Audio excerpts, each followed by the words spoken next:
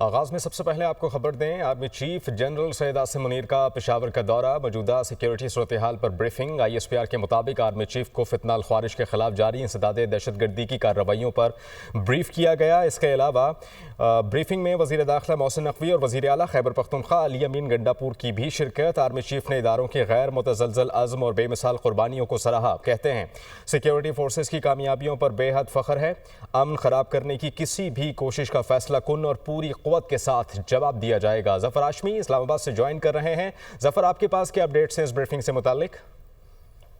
जी, army chief ने आज पेशावर का दौरा किया है और जहां आर्मी चीफ को पेशावर में जो है वो फितनल ख़वारिज के खिलाफ जारी ऑपरेशंस और जो इंसदाद दहशतगर्दी की ऑपरेशंस हैं उनके बारे में वहाँ तफसीली ब्रीफिंग दी गई।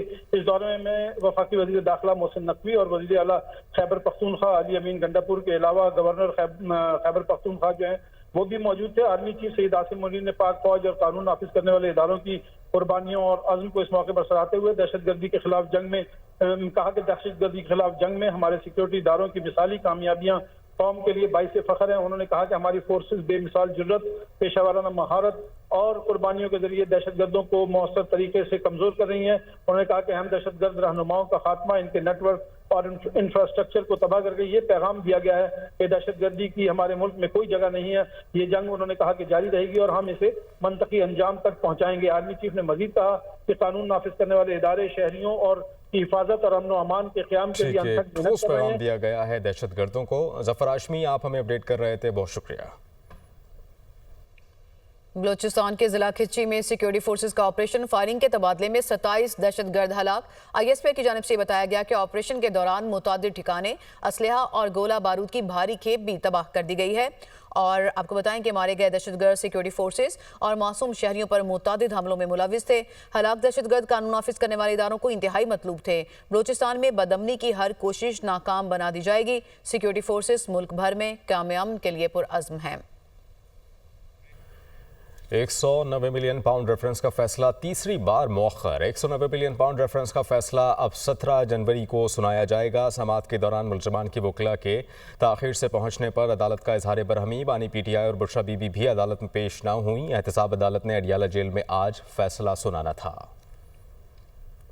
190 मिलियन पाउंड रेफरेंस, मुलजम आए ना वकला। जज 11 बजे फैसला सुनाने का कहकर 10:30 बजे ही मौखर करके चले गए। फैसला सुनाने की नई तारीख 17 जनवरी मुकर्रर। साहब अदालत के जज नासिर जावेद राना ने रेफरेंस का फैसला अडियाला जेल में सुनाना था। बानी PTI की जानिब से कहा गया कि जब तक उनकी फैमिली या वकला में से कोई नहीं आ जाता तो वो कमरा अदालत में नहीं आएंगे। जज नासिर जावेद राना का कहना था कि मैं 2 घंटे से कमरा अदालत में इंतजार कर रहा हूँ, लेकिन कोई नहीं आया। फैसला सुनाने के लिए मुलजमान को एक और मौका दे रहा हूं। 190 मिलियन पाउंड रेफरेंस पर एहतसाब अदालत ने फैसला 18 दिसंबर 2024 को महफूज किया था। एहतसाब अदालत ने फैसला सुनाने के लिए पहले 23 दिसंबर और उसके बाद 6 जनवरी की तारीख मुकर्रर की थी। फिर फैसला सुनाने के लिए तीसरी तारीख 13 जनवरी की दी गई थी। 190 मिलियन पाउंड रेफरेंस का ट्रायल 1 साल में मुकम्मल हुआ और नैब ने ट्रायल के दौरान 35 गवाहान के बयान रिकॉर्ड किए। रेफरेंस में गुज़िश्ता साल 27 फरवरी को फर्द जुर्म आयद की गई थी।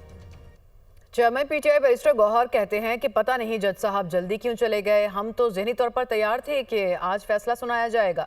ये किसी डील का नतीजा नहीं। अलकादर ट्रस्ट केस बेबुनियाद है, इसका फैसला होना चाहिए। बानी PTI ने कोई माली फायदा नहीं उठाया। अलकादर यूनिवर्सिटी ट्रस्ट केस में आज 11 बजे फैसला सुनाया जाएगा, लेकिन हमारे अडियाला जेल की एंट्री से पहले गेट पे बताया गया कि जज साहब ने उसमें 17 की तारीख डाली है। आज के दिन फैसला अनाउंस न करना, मैं ये आपको कहूँ, हमारे तरफ से नहीं है। हम बिल्कुल तैयार हो के इस नीयत से आए थे कि आज फैसला सुनाया जाएगा। खान साहब ने ना कोई बेनिफिट लिया है, न कोई सरकार को नुकसान हुआ है, न उस यूनिवर्सिटी के वो मालिक है, वो फ़कत एक ट्रस्टी है। तो ये पॉलिटिकली मोटिवेटेड और एक अनफेयर प्रोसेस शुरू हुआ है, जिसका मकसद फ़कत खान साहब को ज़ेर करना था कि खान साहब ने कहा है अलकादर ट्रस्ट का फैसला होना चाहिए। जबकि हुकूमत और पाकिस्तान तहरीक इंसाफ मुज़ाकरात के मामले पर ख्वाजा आसिफ की दुनिया न्यूज़ से खुसूसी गुफ्तगू कहते हैं कि बानी पीटीआई से किसी भी किस्म की कोई डील नहीं हो रही, वो खुद ऐसे बयानात दे रहे हैं। बानी पीटीआई खुद मुज़ाकरात के लिए संजीदा नहीं। जज साहब ने 190 मिलियन पाउंड केस का फैसला बानी पीटीआई और वकला की अदम मौजूदगी पर मौखर किया। सर 15 जनवरी को मुज़ाकरात हैं, 17 को केस का फैसला है, क्या ये कोई डील है? बानी पीटीआई को भी मुज़ाकरात पे नहीं डील कोई नहीं है। वो बानी पीटीआई अपेरेंटली जो स्टेटमेंट दे रहे हैं,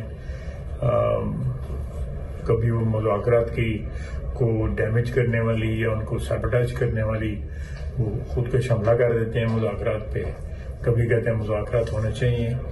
ये उनका जो मूड है या उनका जो नीयत है वो तो वही जानते हैं, लेकिन अपेरेंटली मेरा ख्याल है वो खुद भी इतने ज़्यादा सिंसियर नहीं है। अपेरेंट वजह यही है कि वो आई नहीं है अदालत के अंदर। उन्होंने एक किस्म का अदालत का बाइकआउट किया कि ताकि फैसला जो है वो सुनाया जा सके।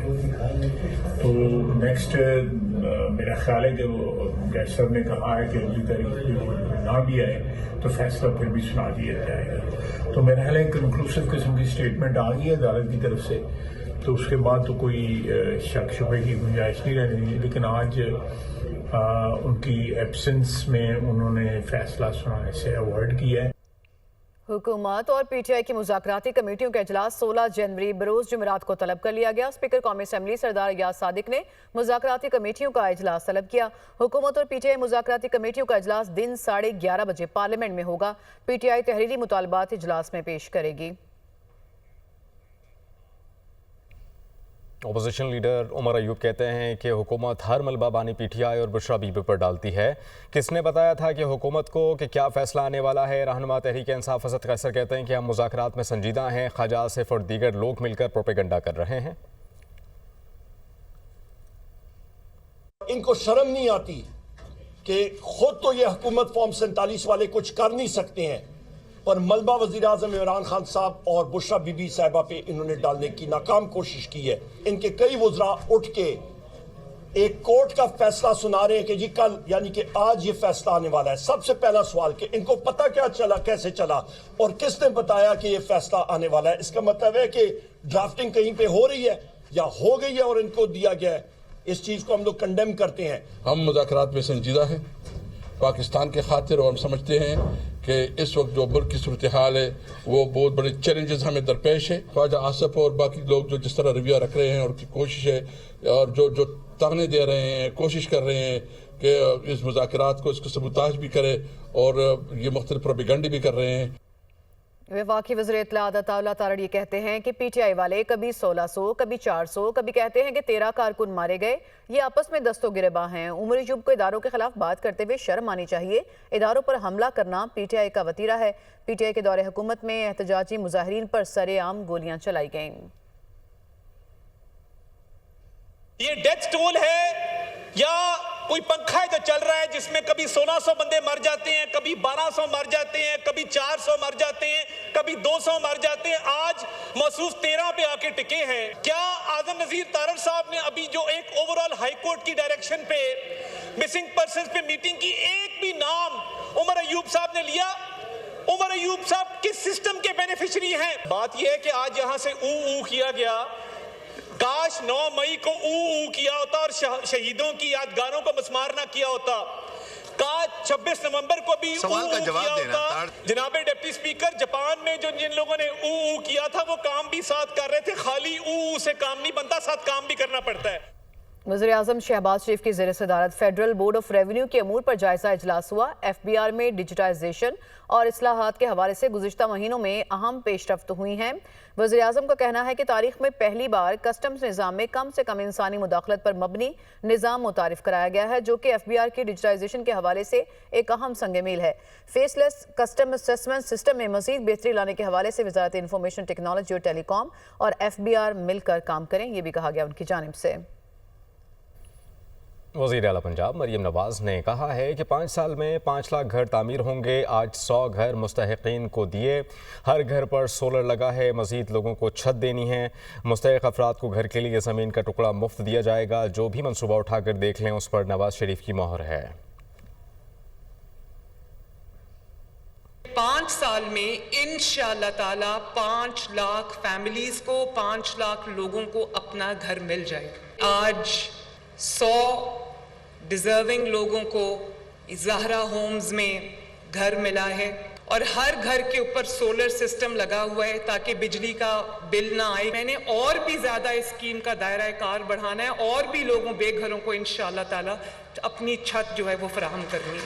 मैं ऐसी स्कीम लेके आ रही हूँ जिसमें जो मुस्तहिक अफराद हैं, नादार अफराद हैं, उनको ज़मीन का 100% फ्री जो है वो टुकड़ा दिया जाएगा ताकि वो अपना घर तामीर कर लें। जो भी पाकिस्तान के अंदर काबिल ज़िक्र मंसूबे हैं, आप कोई भी मंसूबा उठा के देख ले, अल्लाह ताला के फजलो करम से उस पे नवाज शरीफ की मोहर। पंजाब की अवाम ये बात जानती है कि जो स्कीम नवाज शरीफ लॉन्च करेगा वो पूरी होगी इंशाअल्लाह ताला। इसी तरह लाखों किसानों को किसान कार्ड मिला है और इसी तरह हमने जिनके पास 1 से 10 जानवर हैं उनको हमने लाइफ स्टॉक कार्ड दिया है, उससे भी लाखों लोग जो हैं वो मुस्तफ़ीद हुए हैं।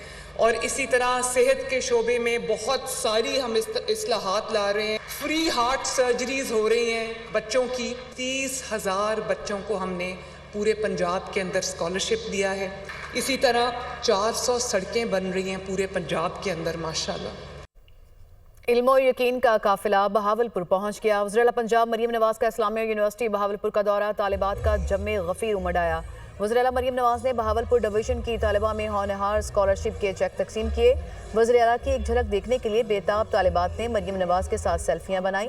तालिबात फरते जज्बात में वज़ीर आला पंजाब के गले लग गईं। वज़ीर आला पंजाब ने मिल्ली नग़्मे पढ़ते हुए तालिबा और तालिबात की वीडियो भी बनाई।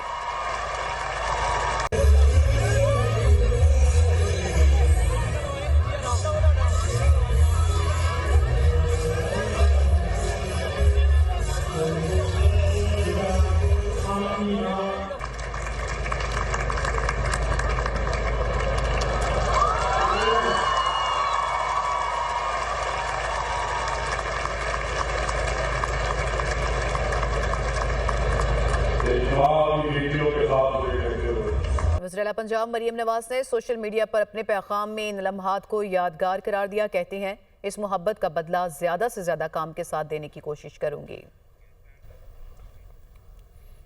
आगे बढ़ेंगे। Chairman Peoples Party Bilawal Bhutto Zardari कहते हैं कि फ़ख्र से कहता हूं कि पब्लिक प्राइवेट पार्टनरशिप में सिंध विफाक को पीछे छोड़ रहा है।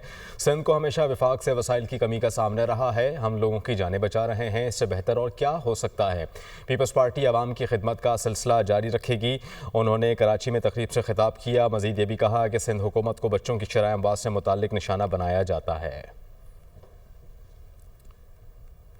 मैं फ़ख्र से कह सकता हूँ कि अब सूबा सिंध पब्लिक प्राइवेट पार्टनरशिप में ना सिर्फ बाकी सूबे और वफाक को पीछे छोड़ रहा है, जहां हमें वसाइल की कमी भी होता रहता है, बच्चों की जिंदगियां बचा रहे हैं, इससे बेहतर क्या काम हो सकता है। और ये एक मिसाल बना है बाकी मुल्क के लिए। ये सफ़र जो सिंध में शुरू हुआ, कराची से शुरू हुआ, ये बात भी सुन के मैं खुश हूँ। सुबह सिंध को ख़ास तौर निशाना बनाया गया। जो सिंध का शराय बात है, बच्चों की जो इन्फेंट मोर्टेलिटी रेट है, उसमें बाकायदा बेहतरी आया है। ना सिर्फ अपने शहरियों को मुफ्त और मयारी इलाज पहुँचा रहे हैं, ERs के थ्रू पहुँचा रहे हैं और फिर हर तहसील में पहुँचा रहे हैं। यूनिवर्सिटी ऑफ कैलिफोर्निया का जो स्टडी और 1.2% का मोर्टेलिटी रेट एक बहुत बड़ा फ़र्क है। HBL PSL 10 का मेला सज गया। लाहौर के हुजूरी बाग में रेड कार्पेट ड्राफ्टिंग तकरीब मुनक्किद की गई। आपको बताएं कि प्लैटिनम और डायमंड कैटेगरी में खिलाड़ियों का इंतखाब मुकम्मल। प्लैटिनम कैटेगरी में लाहौर कलंदर्स ने डैरल मिचेल, कराची किंग्स ने डेविड वार्नर और कोयटा ग्लैडिएटर्स ने मार्क चैपमैन को पिक कर लिया। मुल्तान सुल्तान्स ने माइकल ब्रेसवेल, इस्लामाबाद यूनाइटेड ने मैथ्यू शॉर्ट और कराची किंग्स ने एडम मिलने को चुन लिया। डायमंड कैटेगरी में पेशावर ज़ल्मी ने मोहम्मद अली को और Corbin Bosch Karachi Karachi Kings ने खुशदिल शाह, इस्लामाबाद यूनाइटेड ने जैसन होल्डर को पिक किया, जबकि लाहौर कलंदर्स ने श्रीलंका के कौशल परेरा का इंतखाब किया। गोल्ड कैटेगरी में मुल्तान सुल्तान्स ने कामरान गुलाम और मोहम्मद हसनैन, इस्लामाबाद यूनाइटेड ने ऑस्ट्रेलिया के बैन डाउडर्शन, कराची किंग्स ने आमिर जमाल, पेशावर ज़ल्मी ने बांग्लादेश के नाहिद राना और अब्दुल समद को पिक किया। पाकिस्तान के Olympic gold medalist Arshad Nadeem की ड्राफ्टिंग की तकरीब में शिरकत।